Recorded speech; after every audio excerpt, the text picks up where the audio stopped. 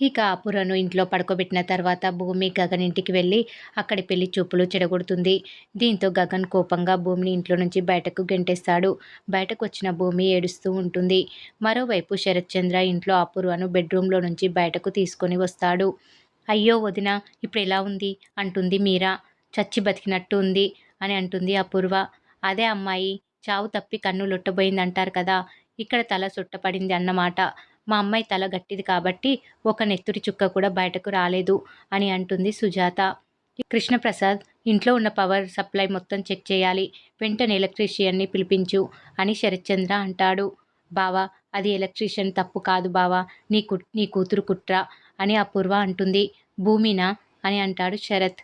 పర్వాలేదు, కూతురు అనగానే ఆ భూమి అనేశారు టక్కున, అంటే మీకు మైండ్లో ఉందన్నమాట అని నక్షత్ర అంటుంది. కడుపున పుట్టిన బిడ్డల గురించి ఆలోచించని తల్లిదండ్రులు ఉండరండి అని అంటాడు కృష్ణప్రసాద్. నేను ఆలోచించను, నా దారిలో నడవని వాళ్ళు, నాకు గౌరవం ఇవ్వని వాళ్ళ గురించి నేను అస్సలు ఆలోచించను అని అంటాడు శరత్చంద్ర.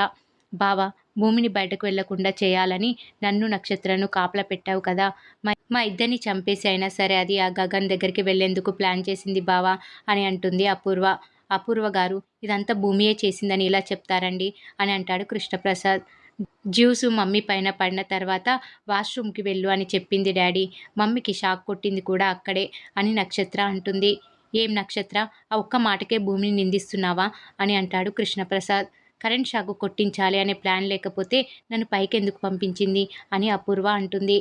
అపూర్వ, అది నీ వాష్రూమ్ కాబట్టి చెప్పిందేమో అని అంటాడు శరత్చంద్ర. అయ్యో కాదు బావా, ఇదిగో చూడండి, ఈ కృష్ణప్రసాద్ కూడా దొంగే.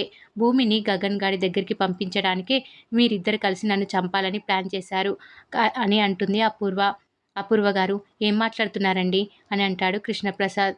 భూమి ఇప్పుడు ఆ గగన్ గాడి ఇంటికి వెళ్ళిపోయిందని నాకు తెలుసు కేపీ, కావాలంటే చూడు, తన ఇంట్లో లేదు అని అంటుంది అపూర్వ.